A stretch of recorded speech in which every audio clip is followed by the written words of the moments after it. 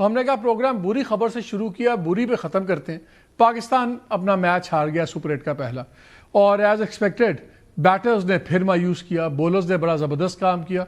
जब मैच शुरू हुआ तो सब ने कहा कि 20 रन कम अज़ कम हमने कम स्कोर किए हैं। फिर हमने देखा एक सिटर ड्रॉप कर दिया तारिक उस्मान ने, फिर उसी ब्रुक ने हमें 100 रन ठोक दिए।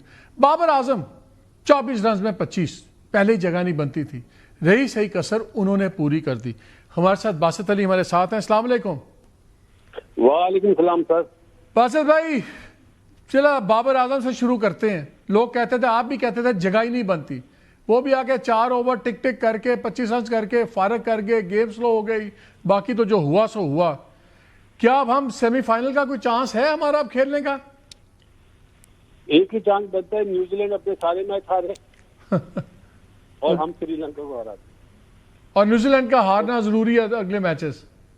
जी, इंग्लैंड भी उन्हें हराए और श्रीलंका भी हराए और हम श्रीलंका को हरा दें तो फिर हम पहुंच जाएंगे। तो मैं यानी आपसे ना ही समझूं, मतलब हम जो क्रिकेट खेल रहे हैं मालिक भाई, हम डिजर्व नहीं करते। देखें, जिस प्लेयर को इन्होंने सिलेक्ट करा, इसमें सिलेक्शन कमेटी भी कसूरवार है। माइक हैसन जो अपनी पैराशूट के जरिए आया है, तो वो जो अपनी खिलाफत कर रहा है, वो साफ नजर आ रही है कि आपको बाबर आजम को नंबर 4 पे नहीं भेजना चाहिए, नहीं भेजना चाहिए, नहीं भेजना चाहिए। अभी आपने कहा कि 20 रन शॉर्ट करे, तो बिकॉज ऑफ बाबर आजम और जो शाहजादा फरहान की पार्टनरशिप हुई है, वो एक ही तरह खेले।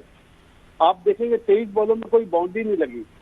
और इसके बिल्कुल बरक्स जो नंबर 5 का बैटर है हैरी ब्रूक, वो आज नंबर 3 पर आया। प्लानिंग का फुकदान देखें, उन्होंने अच्छी प्लानिंग करी, वो मैच जीतने के लिए प्लानिंग कर रहे थे। हमने टॉस जीता और हमने 20 रन शॉर्ट करे। साइम अय्यूब को अगर ये नीचे लाते तो वो ज्यादा बेहतर होता।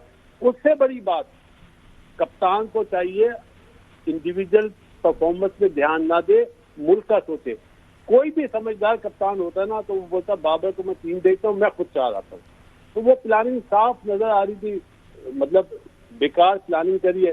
वो तो शदाब ने 11 बॉलों में कुछ रन कर दिए तो आपका 164 बना है, अदरवाइज तो ये 150 भी नहीं करते। आखिरी ओवर क्या स्पिनर को नहीं देना चाहिए था? वाह, क्या बात करी है आपने। 2 विकेटें चाहिए थी हमें चाहिए था शदाब से गैम्बल करते, चाहे वो पिटा हुआ था।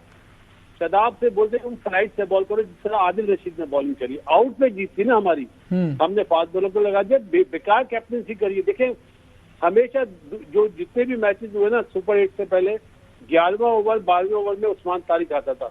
शुक्र है आज उसको 8वें ओवर में लाए, उसने पहले ही ओवर में आउट कर दिया, उसके बाद उसको दोबारा रोक लिया, फिर 12वें ओवर में लाए।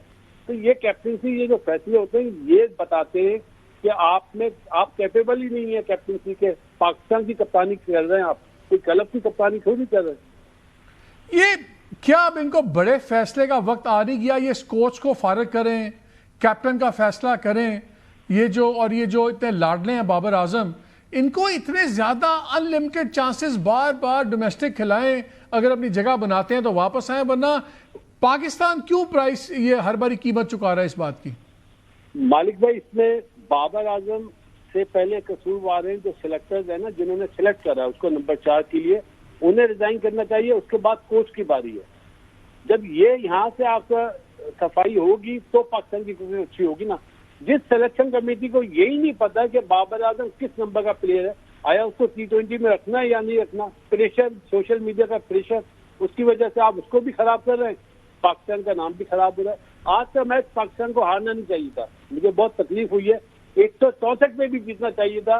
जब आपने शाहीन शाह अफरीदी को खिलाया, उसने वो पे करा, पहले ओवर में आउट, दूसरे ओवर में आउट, तीसरे ओवर में आउट, तो ये मैच जाने नहीं चाहिए था। आपको तो ऑल आउट पे जाना चाहिए था। आपने फजूल में हैरी ब्रूक की विकेट आपको बाय करनी चाहिए थी, आपने उसका 100 करवा दिया।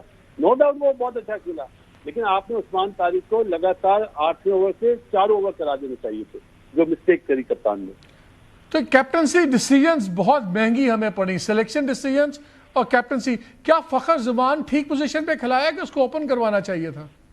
मेरा ख्याल है ये प्लानिंग अच्छी थी कि उनके पास जो आदिल रशीद है और जो डाउसन है, वो उनके लिए लेफ्ट हैंडर का मिडिल ऑर्डर में होना बहुत जरूरी था। इसीलिए मैंने कल अपना हल्लमा परजोश में ये बात करी थी, बाबर को ओपन करा के साइम और फकर को नीचे रखें। लेफ्ट हैंडर का बहुत बड़ा एडवांटेज होता है, और वो मेरा ख्याल है इन्होंने नहीं कर पाई, ये प्लानिंग नहीं कर पाई। जिन्होंने क्रिकेट नहीं खेली इंटरनेशनली मालिक भाई, वो क्या करेंगे?